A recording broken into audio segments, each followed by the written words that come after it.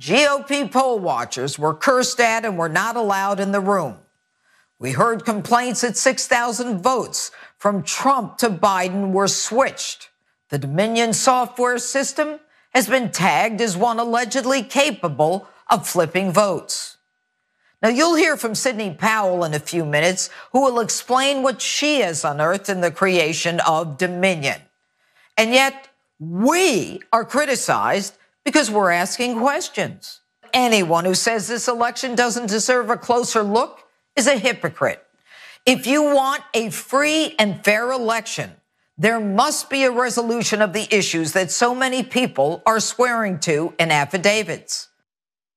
There must be a resolution to these issues that people are swearing to. Jeanine Pirro, back in November of 20, right after Donald Trump lost the election, is now talking about Dominion voting machines. And her first mistake was talking about this woman named Sidney Powell, which you heard much about during this fallout at the beginning, at least, of this whole thing. But Jeanine Pirro's name has come up in this defamation suit as Dominion is suing Fox News for $1.6 billion, is what I believe that figure is.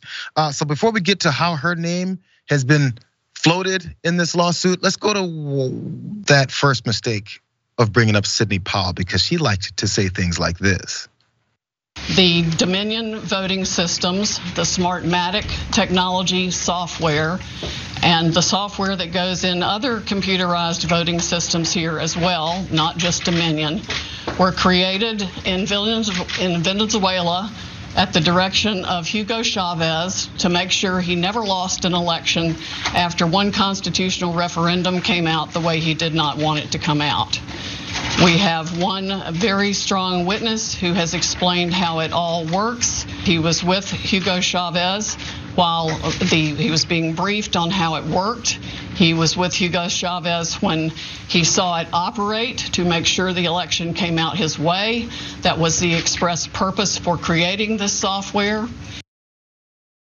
He was in the delivery room when Hugo Chavez was born. He delivered him, he nursed him to health, and he provided him with all of his clothing throughout his life. But he's talking to us now. Jesus, that's Sidney Powell. That's the person that was on Jeanine Pirro's show to talk about the problems with the election in 2020.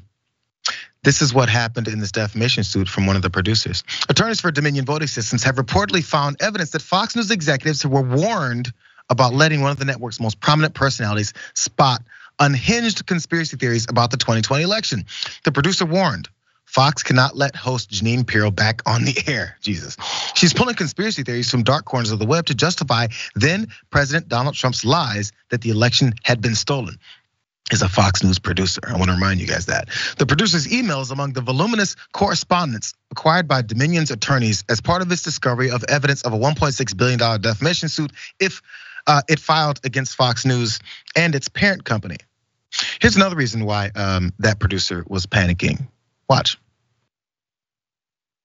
I am working on the massive aspect of system-wide election fraud, definitely impacting the swing states and likely going far beyond that.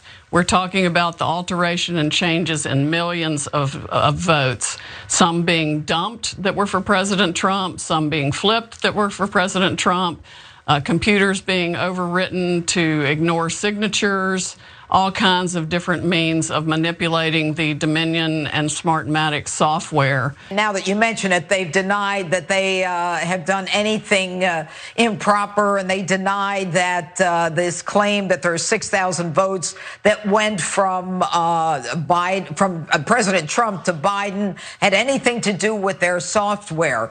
I assume that you are getting to the bottom of exactly what Dominion is, who started Dominion, how it can be manipulated, if it is manipulated at all. You assume wrong, Jeanine. She did not get to the bottom of any of that. Let's jump down to graphic 4 really fast, Francesca, because this is why that producer's email is important. In case you're wondering, yeah, sure. There's people disgruntled, maybe don't like this host. This is why it's important to Dominion in this lawsuit. The wide nets cast by Dominion is seeking depositions suggests. University of Georgia media law professor Jonathan Peters says that the company's attorneys are exploring to the extent to which Fox personnel published false statements with knowledge of their falsity or with a high degree of awareness of their probable falsity, the relevant fault standards. This usually takes into account such factors as what the personnel knew at the time they published, whether the sources were reliable, whether the defendant ignored clear signs that the statements were wrong, whether the defendant investigated the facts, and what motives shaped the statements. That's what Peters writes in an email to NPR explaining why this is a big deal. So it's basically one of those things where, Francesca, same as where they're trying to figure out whether or not the motives or the thought processes behind, say, the former president hoarding classified materials in his desk drawer, whether or not we can prove that he knew it was wrong. I mean, we can assume he knew it was wrong, but when it comes to things like these types of lawsuits and criminal investigations and all that, there has to be this proof that he knew he was breaking the law. In this particular instance, a Fox producer told everyone, hey, she's going off the rails. This could be a problem. She's telling lies that we know are lies. Let's try and keep her from doing that. This is a big deal when it comes to that particular lawsuit, but Fox News is like, no, we were just following the news and reporting it.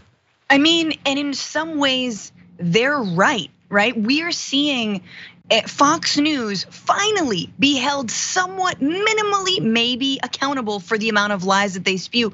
And if they actually are made to pay this $1.6 billion, which, man, I hope they are, that means that to date, we've seen more accountability from Fox News spouting the lies of the Trump administration than the former Trump administration itself. You got the bootleg Adams family up there representing the Trump administration going like Venezuela, it's just, it's insane to me. And I just want to remind folks, the January 6th Commission has dug into some of these ridiculous theories. Why? Because Donald Trump was ordering his DOJ to do just that. They had to look into the Dominion stuff. They had to look into what was called Italy Gate, another one of Sidney Powell's creations, which was like a satellite, was commandeered by an Italian hacker and then flipped the votes from there. They looked into all of that. Straight up were sent YouTube videos as evidence, and they found nothing. And they testified to that in front of the House committee. They were like, honestly, there was nothing to all this stuff, but yeah, we had to look. We had to at least check it out. And as we're seeing, it seems like they knew, or at least someone did. Maybe there's this one rogue Fox producer that no one wanted to listen to, but he told everybody. So no matter whether or not you want to listen or not.